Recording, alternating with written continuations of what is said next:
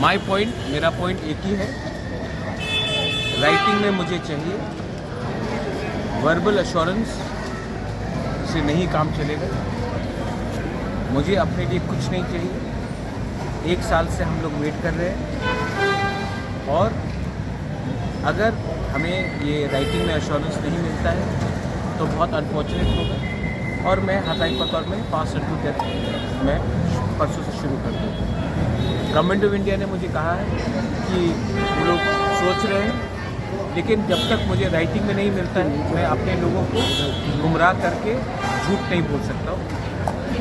अगर राइटिंग में मिलेगा तो मैं लोगों को दिखाऊंगा, अगर राइटिंग में नहीं मिलेगा तो मैं अपने लोगों को अंधेरे में रखकर राजनीति नहीं कर सकता। और अगर जाना है तो जाऊंगा, लेकिन बुबागरा बन के, तिपरासा बन के और हानी बुसा बन के जाऊंगा। एक डरपोक इंसान बनकर इधर से उधर जाके मैं काम नहीं कर सकता। Sir, all of a sudden you had rushed to Delhi. Who had called you? And, Government of India officials have called.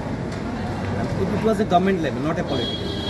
See, I'm only interested if I go tomorrow to London, or I go to Bangladesh, or I go to Singapore, who will issue the passport? The government of India, not a political party. So I want an assurance from the government of India, and if the government of India assures us, then I have no problem.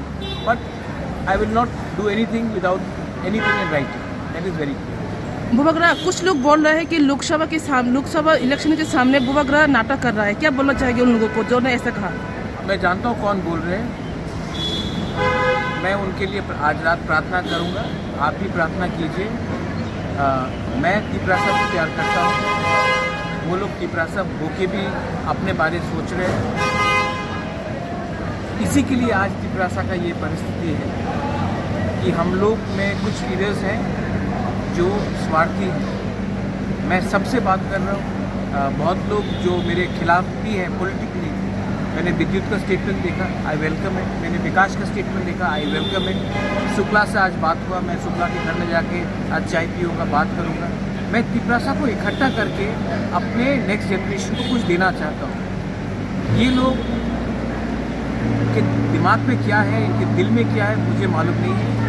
लेकिन अगर हमने ईश्वर से, God से प्रार्थना किया तो शायद उनको कुछ बुद्धि मिले और उनको समझ में ये बात आए कि मैं अपने पार्टी के लिए बात नहीं कर रहा हूँ, मैं अपने जाति को अधिकार देने के लिए बात कर रहा हूँ, मैं अपने नेक्स्ट जनरेशन को सिक्योर करने के लिए बात कर रहा हूँ। अब अगर किसी को समझ में नहीं आता है तो मैं क्या करूँ?